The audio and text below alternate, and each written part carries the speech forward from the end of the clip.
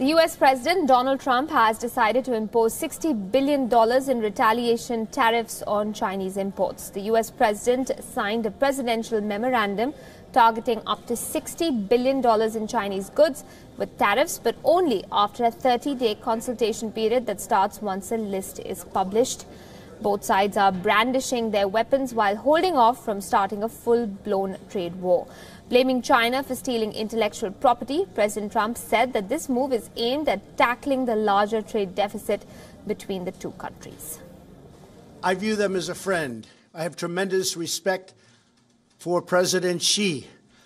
We have a great relationship. They're helping us a lot in North Korea, and that's China. But we have a trade deficit, depending on the way you calculate, of $504 billion. Now, some people would say it's really $375 billion.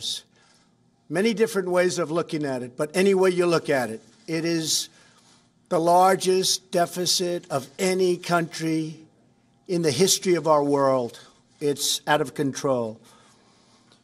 We have a tremendous intellectual property theft situation going on, which likewise is hundreds of billions of dollars, and that's on a yearly basis. I've spoken to the president. I've spoken to representatives of China. We've been dealing with it very seriously. As you know, we're renegotiating NAFTA. We'll see how that turns out. Many countries are calling to negotiate better trade deals because they don't want to have to pay the steel and aluminum tariffs, so we are negotiating with various countries. The trade deficit between the U.S. and China stands at a little over $375 billion. Earlier this month, the Trump administration had imposed tariffs on steel and aluminium imports.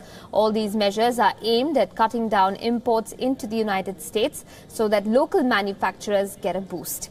In the past, President Trump has expressed his intention to review trade relations with Canada, South Korea, the European Union, and even India, calling them extremely one-sided.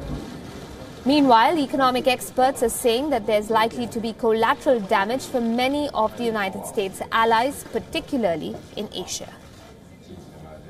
There's likely to be collateral damage for many of our allies, particularly in Asia. I imagine that they will not respond directly. They will sit back and see what happens.